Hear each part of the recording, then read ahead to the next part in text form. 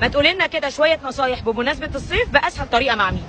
بصي يا ستي، علشان المكرونه ما تطلعش معجنه منك، اهم حاجه وانت بتسلقيها تسلقيها نص سلقه علشان تطلع معاكي بتعض، وبعد كده تكملي سواها في الصلصه.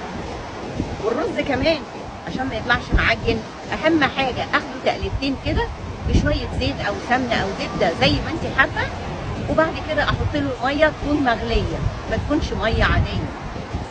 وكمان البدنجان لو هتعملي مسقعه بقى وعايزه تقلي البدنجان، زيت القليه يتحط فيه معلقه صغيره من النشا عشان البدنجان ما يشربش الزيت.